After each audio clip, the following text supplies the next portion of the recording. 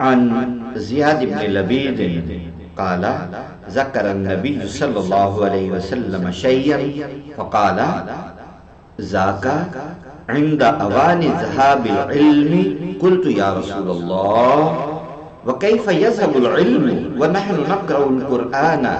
ونقرئه أبناءنا ويقرئه أبناؤنا أبناءهم إلى يوم القيامة قال سكلتك أمك زياد إن كنت لأراك من أفقه رجل بالمدينة أو ليس هذه اليهود والنصارى يقرؤون التوراة والإنجيل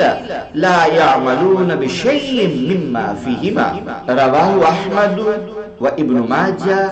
واللفظ له وابن أبي شيبة والطبراني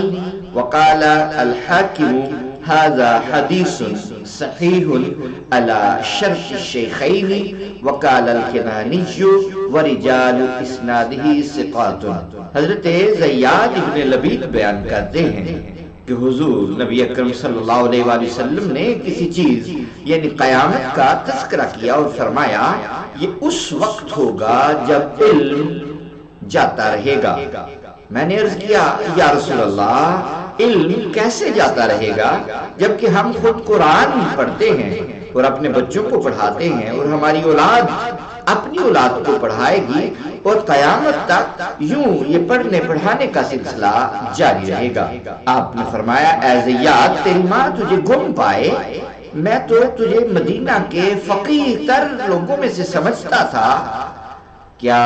یہ یہود اور یہ عیسائی نصارہ تورات اور انجیل نہیں پڑھتے؟ لیکن کوئی ان میں سے اس پر عمل نہیں کرتے۔ اسی بدعملی اور زبانی جمع خرچ کے نتیجے میں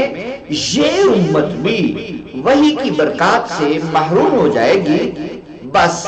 کلو کال باقی رہ جائے گا لیکن برکات اٹھ جائیں گی۔